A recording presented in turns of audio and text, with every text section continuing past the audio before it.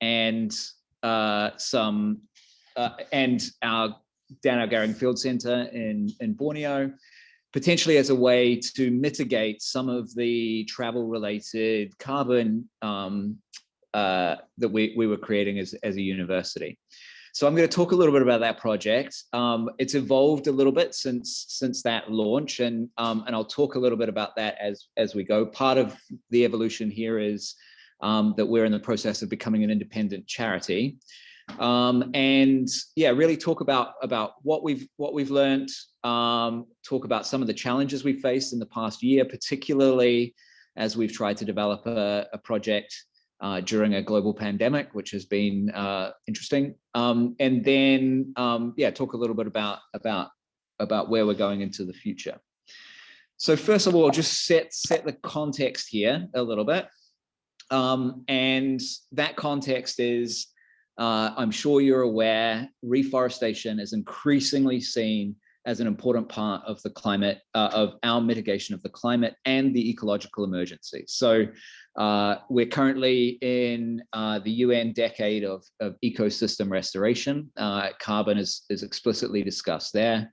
Last week at Kew, where there was an extremely high profile conference focused on the role of reforestation, particularly thinking about biodiversity, carbon and livelihoods. And then politically, this is a popular issue. You know, Labour promised to plant 2 billion trees by 2040.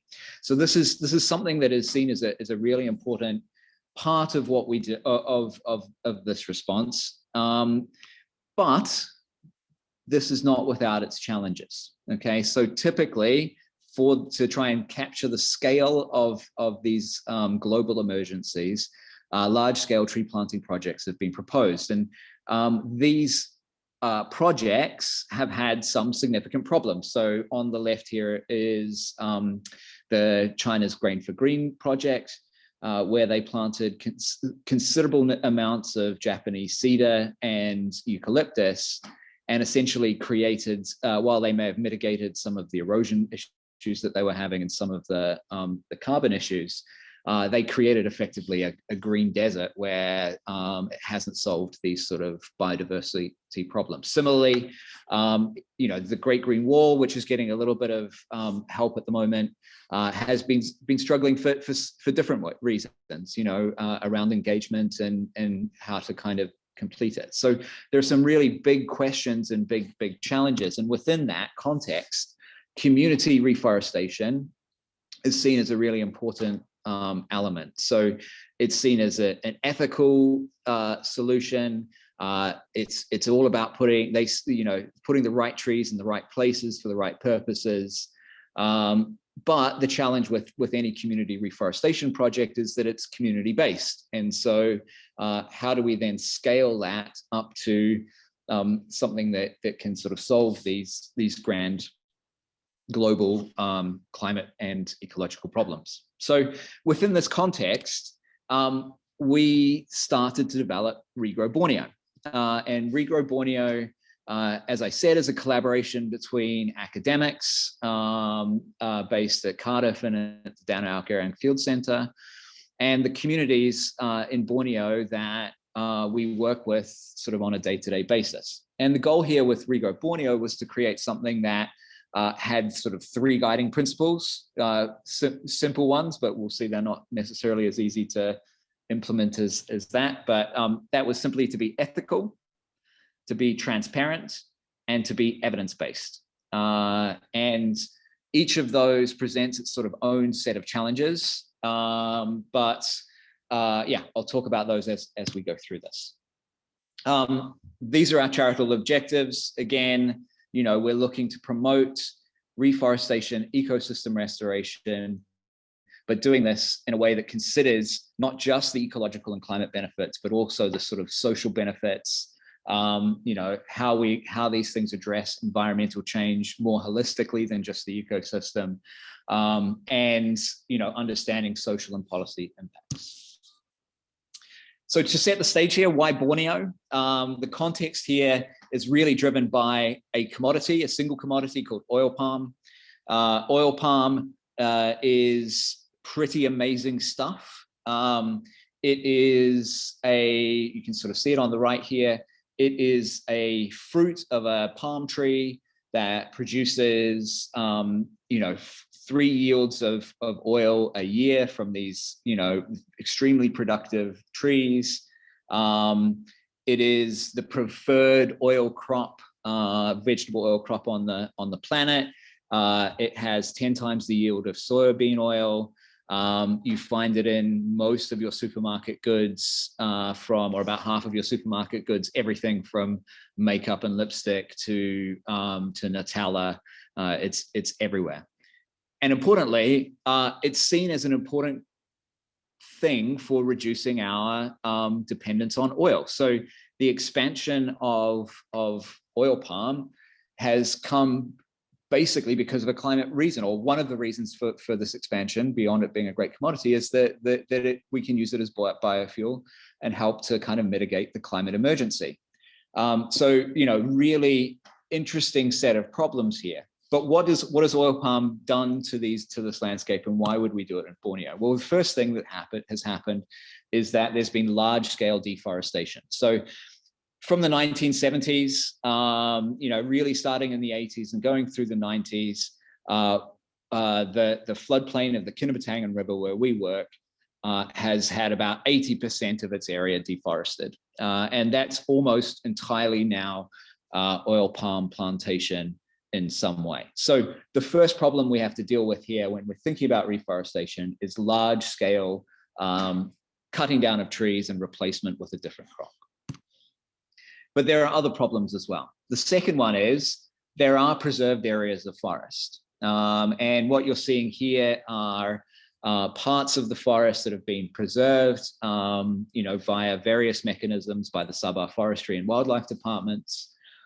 But what this deforestation is doing is it's disconnecting these different fragments of forest from each other. So this in itself, so while the area may not be changing considerably after about sort of 2000, what we're seeing is increased disconnection, which means that plants and animals can't move very easily. It affects genetic diversity and other important things like that. And then there's a third problem, and that is that prior to large-scale deforestation, there was significant degradation, timber harvest, particularly of the dipterocarp trees. And what's left of what we would call forest often looks something like this, right? There are trees around, but these trees are heavily covered in vines. It's a heavily degraded forest. It does not look like a tropical forest. So essentially, we've got these 3 challenges and 3 problems of environmental degradation that we're kind of dealing with somewhat simultaneously, when we're thinking about this. So what can we do about it? Well, if we take the example of the forest that you can see in the background here, this was deforested, or this was degraded something around 50 years ago. So what we're seeing is not a lot of natural regeneration. And where we've actually seen, where this has actually been tested in other parts of Borneo, what you can see here is that natural regeneration rates are really slow, and it's because tropical forests have a small seed bank, right? It's not the UK where seeds can last many, many seasons. They degrade extremely quickly. And so active restoration in this landscape is a really effective way of improving this landscape, and much more effective than just leaving it alone. So within this context, this is where we developed Regrow Borneo. What we do is we're interested in actively reforesting areas of the Kinabatangan floodplain, and this is one of the sites that we have here, which is called the Kaboy Lake site. And you can see this is a cleared piece of forest that we've recently planted trees on. And you can see the contrast here from the sort of the vine-covered areas of these other places that are sort of heavily degraded. So it's quite an active restoration. The reason that we've been able to do this is through a long-standing collaboration with the Danau Girang, between Cardiff University and the Danau Girang Field Centre, which is based on the Kinabatangan River. And the Kinabatangan floodplain, there it is. It's a pretty amazing place to go visit. And yeah, we've been working there for 10 years. This is where the Danau Girang Field Centre sits relative to the rest of Borneo. Shown on this picture are all of the areas of forest in Borneo. And you can see that the Kinabatangan floodplain is pretty barren in terms of forest, but also you can see that the magnitude of the problem. This light green here, something like 70% of the forest reserves is actually commercial forestry. So this is stuff that gets planted all the time. It's often heavily degraded. So despite there looking like there's a lot of forest around in Borneo, in Sabah, there's a lot of this is being heavily and actively degraded. Danau Girang Field Centre has been around for a while. It's done 12 years of research. This is tracking elephants. There are lots of species of animal, 13 species that have been collared here. You know, everything from clouded leopards to crocodiles. There's been lots of really interesting work thinking about the role of these fragmented landscape on the conservation of these species. And here's an example of work on proboscis monkeys, and you can see here the forest fragment and the distribution of those animals relative to these sort of forest fragments, and how important these forest fragments are for the range of these animals. And particularly, they prefer riparian or close to the river areas. And similarly, this is the clouded leopard, and you know, the effect here is obviously, you know, even more important for these forest fragments. And you can see the ranges of these clouded leopards is extremely dependent on closed canopy forest. You know, then they don't really move very much outside of that forest. And so having a connected forest is extremely important. So the work that Danau Girang has done works very closely with the Sabah Wildlife Department and the Sabah Forestry Department. And we've been involved in a number of conservation documents and working actively on conservation policy. Here's the bantang, the proboscis monkey, and the clouded leopard. And importantly, almost in many of these, and almost all of them, increasing the forest area is really, really important to the preservation of these species. So within that context, we've been developing this community-based forest restoration. It represents work, you know, with a local community organization called Kopal Mascot. Here you can see sort of everybody in Batu Putih, which is close to where the Danau Girang Field Centre is. And we've been doing this for a while. So Kopal has been working on riverbank restoration for up to 20 years here. This has included working with the government in various ways to ensure and enforce that this riparian vegetation has come into place. And you can see here on the left, you know, restoration through time. This is just an aerial image, and you can see here a piece of riparian forest that has been restored over about 12 or 13 years. Similarly, this is another section of forest. This was a heavily degraded stumping site, place where they were used to sort of set the logs, to sort of manage the logs. And you can see here that the importance and the importance of active restoration in this area.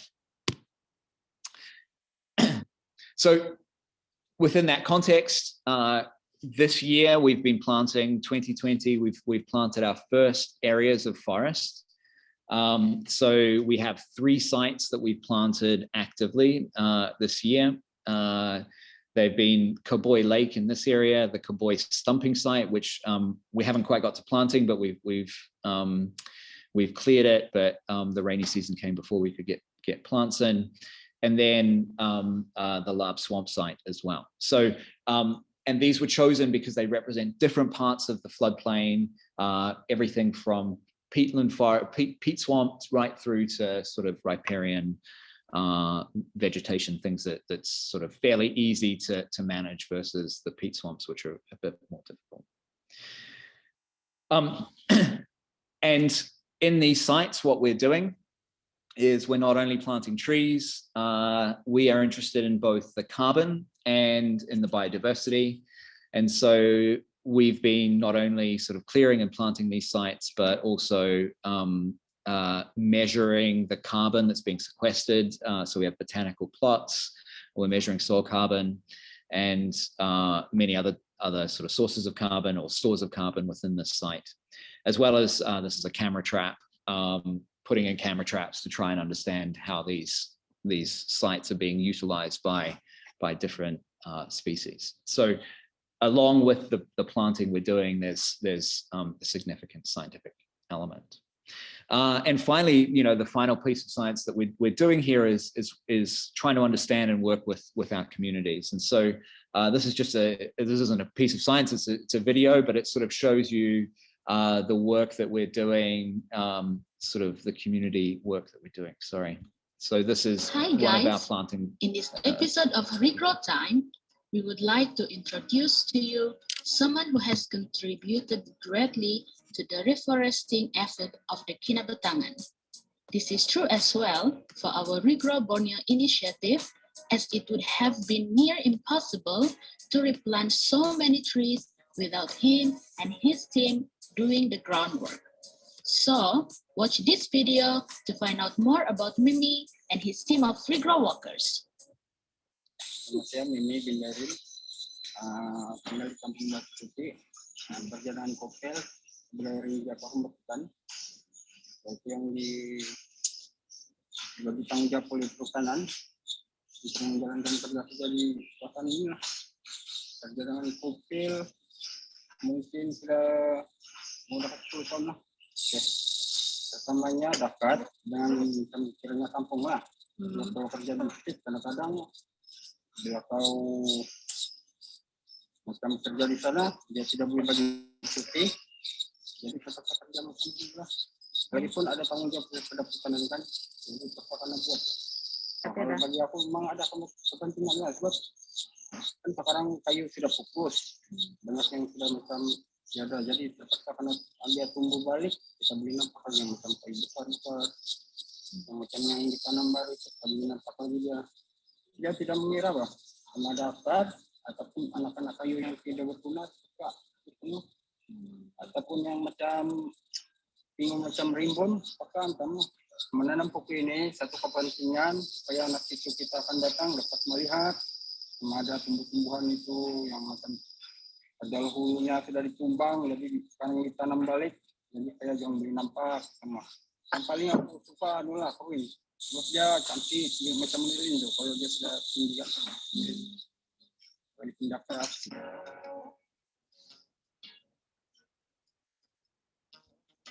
Right. So, hi guys. In this here we go. So, as you can see, we're it's a real community effort, a sort of a family effort with Mei Mei and his family as well.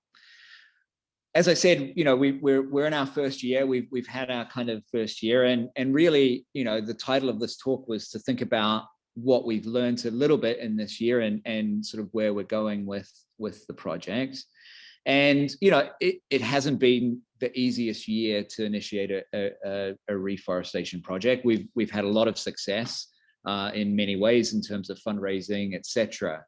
But it's come with its real challenges, and these are sort of, some are systemic and are interesting to talk about, and others are sort of to be expected. So the first challenge we had is we had a particularly heavy rainy season this year, and so this was on the left here is our Kaboy Lake site taken in December. So we had a pretty heavy flood. Many of our trees were underwater for a couple of weeks, and we haven't yet gone out and counted what the mortality is, but it's to be a bit of mortality, or heavy mortality is to be expected in this area, but we did lose a fair few trees to do with that. On the right is an interesting one that we hadn't anticipated, the floods we possibly had anticipated. But it turns out that one of the species we planted, Nauclea, was particularly, the stems of the young trees are particularly delicious to macaques.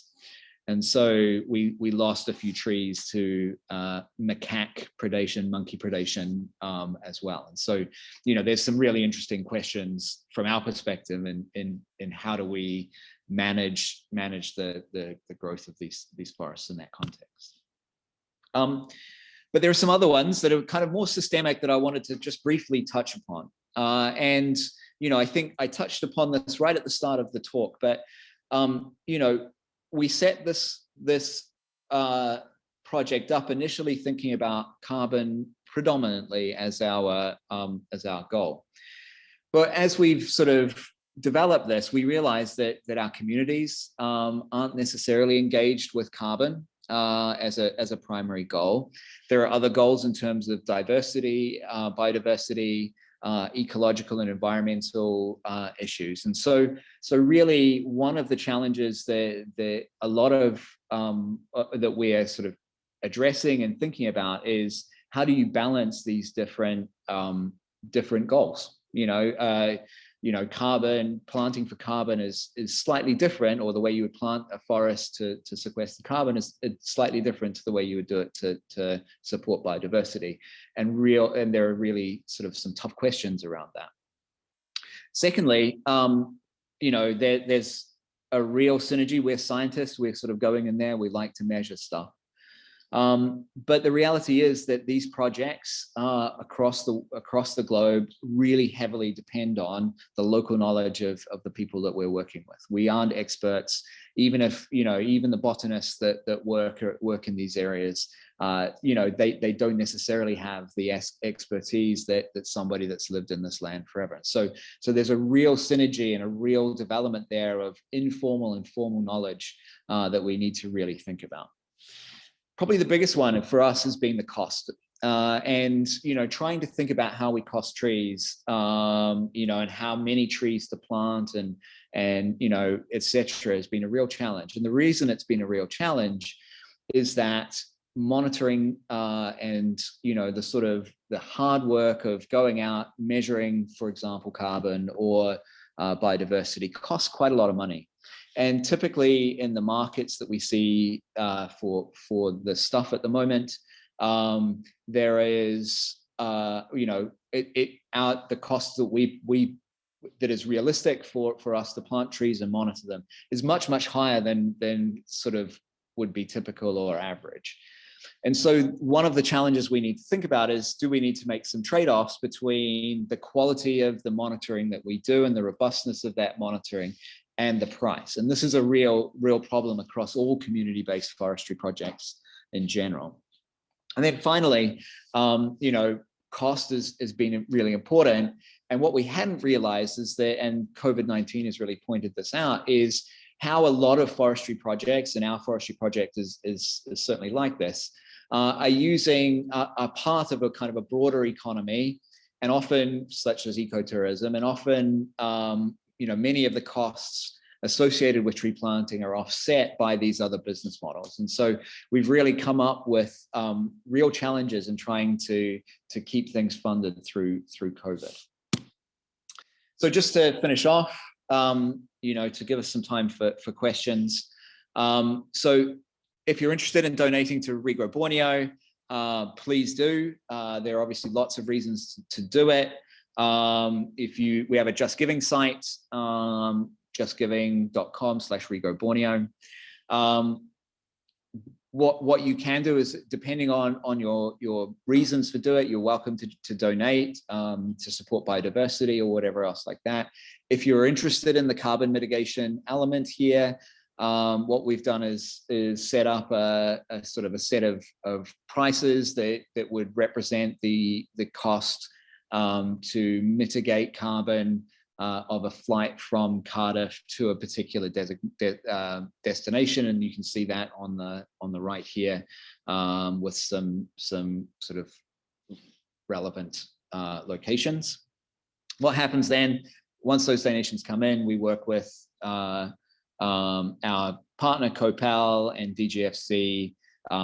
We sow the seeds, we plant the trees, we clear the sites, and then we collect data on carbon, biodiversity, mostly. So we do the science as well. And then we essentially we fund that at the rate at which we get donations, and obviously we're transparent, so you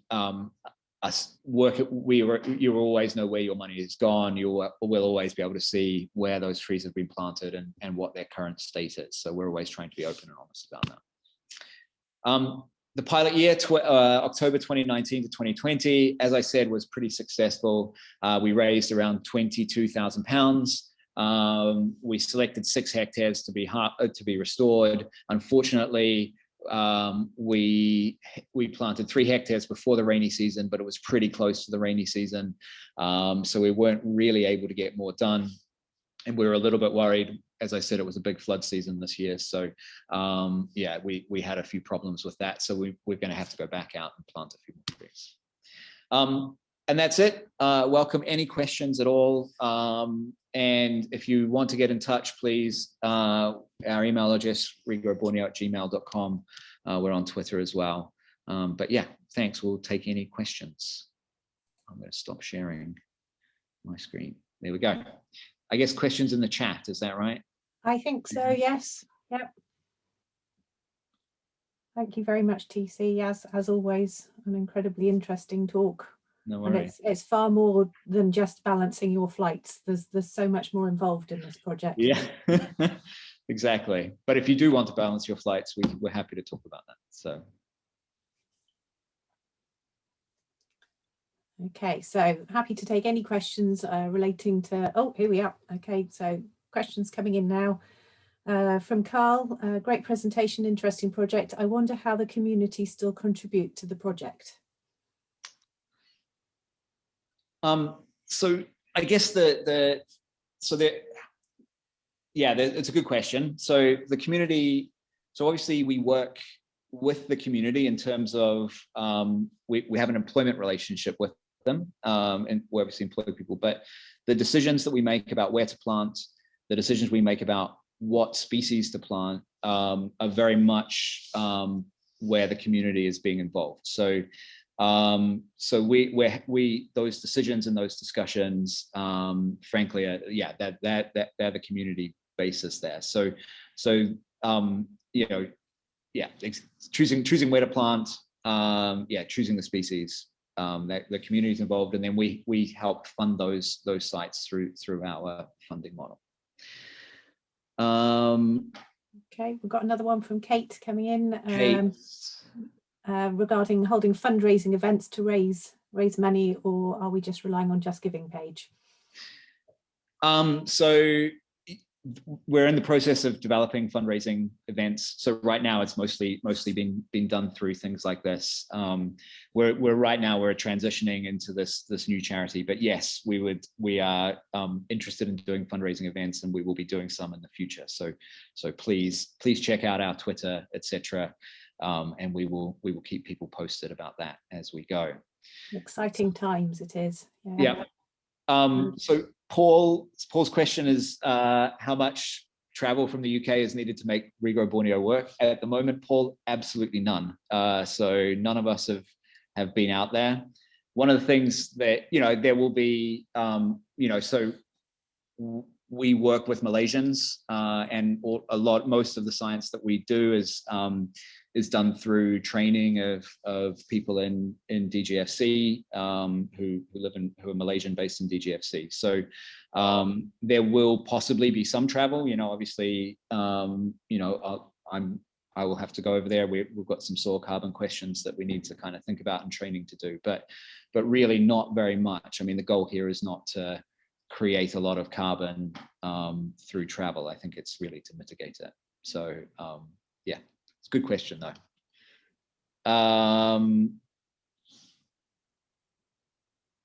Elspeth. Any lessons from social science perspective and community engagement in a more general sense? That's Elspeth, that's a really, really good question. You know, to be honest with you, one of the real challenges this year has been engaging or being able to get social science engagement with data collection, etc. And the reason that it's been so challenging is there's been a large number of movement control orders, and so you know, these questions around how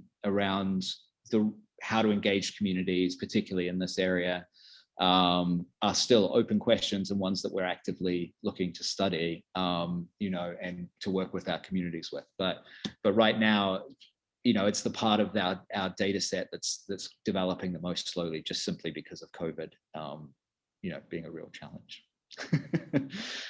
But great question. Kate's got another question. So do orangutans live in the areas you're working on?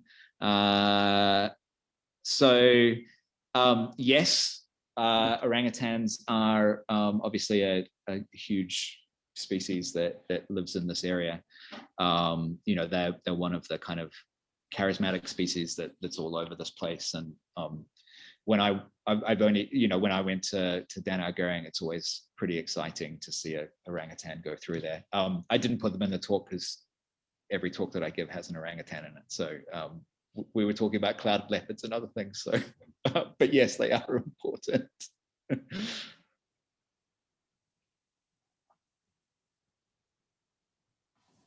Brilliant. Okay. Any other questions?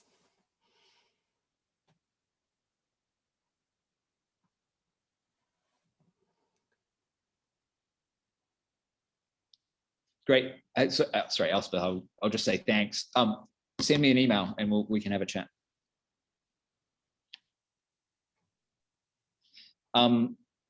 So as I said, you know, we are, you know, from a Regrow Borneo perspective, and I'm sure from the sustainable travel perspective of the university, please get in touch with us if you have any questions, if you're interested in getting involved. You know, these are, you know, important questions and big questions. So yeah, and thank you for all coming and taking time to listen to what we're up to. Thank you, TC. Yes, well, that's exactly, we're trying to make a difference here. And I just want to say thank you to everybody for giving up their lunchtime, because we really do appreciate that, you know, it's probably the one time of day where people can escape from the screen. So so thank you so much for coming along and listening to this incredibly important piece of work, which, you know, is reflected in the comments we're getting there. Yeah. Okay, so if there aren't any more questions, I'm just going to do a bit of PR, if that's all right. We have another session coming up at 1:30 till 2 o'clock, which is about making homemade plant food, which is very exciting. And then tomorrow is the last day of Sustainability Week. So we've got 3 events on, starting with our Green Impact session, talking about food and home procurement. Our main session at the lunchtime then is talking about the Spotter Bee app. So what we can do as far as sort of helping our pollinators and helping to identify what we actually find. And then the last session tomorrow will be how to make your own citrus cleaning spray. So we have some real practical things that we can do whilst we're working at home. So thank you again, everybody. We have recorded this talk. Unfortunately, I forgot to press record when I was saying my bit, but we have got the important bit that TC was on about Regrow Borneo. So we can share this with anybody that would like to be able to listen again.